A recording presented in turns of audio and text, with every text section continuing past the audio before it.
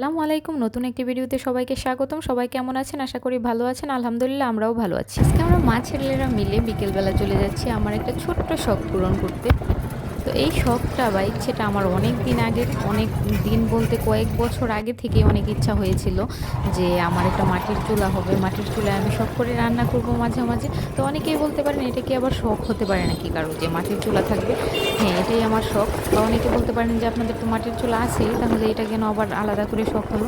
মাটির চুলা আমার আছে, কিন্তু সেটা বাহিরে হলেও সেটা হচ্ছে রেগুলার রান্নাবান্না করার জন্য অন্যরকম।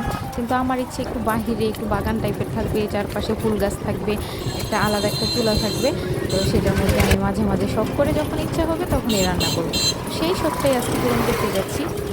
তো প্রথমেই হচ্ছে গিয়েছিলাম যে আমাদের বাসার মানে বাড়ির পাশেই যেই আমাদের এলাকার যে বাজারটা, সেই বাজারে আমি শুনেছি যে সেখানে পাওয়া যায়।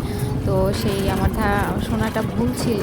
তো যেখানে গিয়েছিলাম তো সেখানে তো পেলাম না, আমাদের এলাকার যে বাজার সেখানে পেলাম না। তো ভাবলাম যে আজকে যেহেতু চুলা কেনার জন্য বের হয়েছি, আজকে আমি চুলা কিনেই ছাড়বো।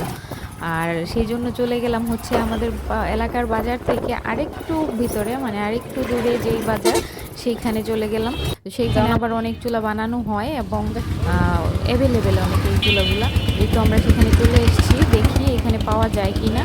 তো এখানে আবার ছিল আজকে গরুর হাট, প্রচুর গরু আনা নেওয়া হচ্ছিলো এবং অনেক জ্যাম ছিল রাস্তায়। তো সামনে গিয়ে দেখি আসলে এখানে কি চুলা বানানো হয় কি না। এই তো এই জায়গাটাই, এই যে বিভিন্ন ধরনের সিমেন্টের চুলা প্রথমেই দেখতে পাচ্ছি। দেখি আরও ভিতরে কি কি আছে।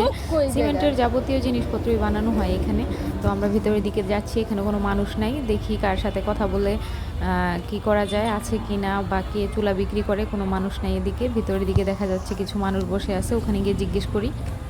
আমার এই বাহিরে রান্না বাড়াটার ধারণা মূলত আসে হচ্ছে পপি কিচেনকে দেখে। তো পপি কিচেনের ভিডিও আমি অনেক দিন ধরেই দেখি, বেশ কয়েক বছর ধরেই দেখি। তো ওনার রান্নাগুলো আমার খুব ভালো লাগে। বাহিরে সুন্দর শান্ত সবুজ পরিবেশে উনি যে রান্না করে সেই রান্নাটা অনেক ভালো লাগে। তো ভবিষ্যতে ইচ্ছা আছে যে বাহিরে একটা সুন্দর করে আমার মনের মতো করে একটা রান্নাঘর হবে। কিন্তু এখন আপাতত একটা চুলা কিনেই নিয়ে যাই, দেখি কেউ কতটুকু করতে পারি। এই তো বিভিন্ন ধরনের চুলা বানাচ্ছিল একজন, খুব সুন্দর সুন্দর করে অনেক ডিজাইনের, বেশ কয়েকটা ডিজাইনের চুলা বানানো হচ্ছিল। তো দেখি আমার কোনটা পছন্দ হয়। আমার এই যে এই চুলাগুলোই পছন্দ হয়েছিল, কিন্তু এই চুলাগুলো মাত্র বানানো হয়েছে। তারপর মামাকে বললাম যে এই চুলাগুলো কি আর নাই? তারপর মামা বললো এই যে এই চুলাটা যেটা আমার পছন্দ হয়েছে সেটার মধ্যে এই যে এই একটা চুলাই শুধু আছে। এই যে এটা বালতি উপরে রাখা, যে এই একটা চুলাই আছে শুধু, আর এই যে বাকি এগুলা বানানো হয়েছে মাত্র, সবগুলা কাঁচা। তাছাড়াও এই একটাই বানানো আছে। তো খুব বেশি পছন্দ না হলেও আজকে যেহেতু বের হয়েছে চুলা কেনার উদ্দেশ্যে, তো আজকে নিয়েই যাব এটা চিন্তা করছি। তারপর এই চুলাটাই নিয়ে নিছি শেষ পর্যন্ত। তো দামাদামি করে মামা দাম বলল যে 500 টাকা, অন্যান্য ডিজাইনেরগুলো 300 350, কিন্তু এটা 500। তো আমি বললাম যে 500 না মামা, 400 দিব, আপনি দেন।